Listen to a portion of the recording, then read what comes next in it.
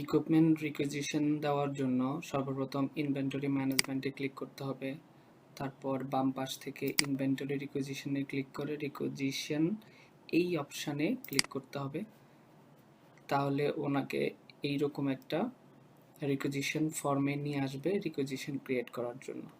এখানে এসে ইউজার সর্বপ্রথম নিউ বাটনে ক্লিক করবে।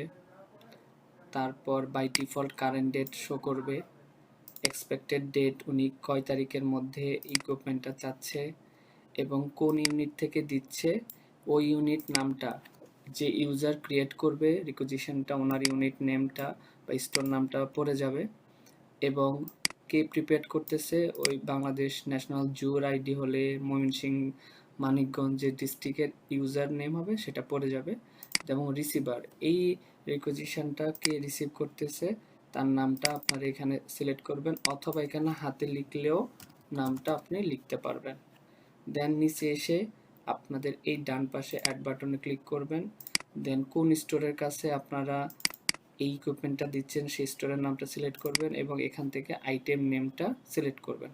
আপনারা এখানে আইটেমের নেমটা সিলেক্ট করতে পারেন লিখে, অথবা আপনারা আপনাদের এইভাবে সার্চ করে স্ক্রল করেও আপনারা আপনাদের মতো করে আইটেমটা সিলেক্ট করে নিতে পারবেন।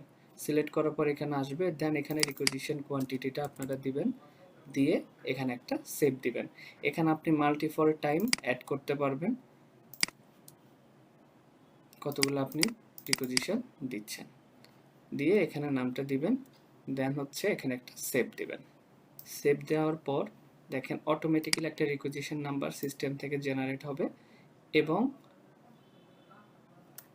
এই রিকুইজিশনটাই আপনারা এখানে একটা সাবমিট বাটন আছে, এখানে সাবমিট বাটনে ক্লিক করলে সাবমিট হয়ে যাবে। আপনি ডিস্ট্রিক্টের যিনি হেড আছে অ্যাপ্রুভাল দেওয়ার জন্য ওনার কাছে এই রিকুইজিশনটা বা ডিমান্ডটা চলে যাবে।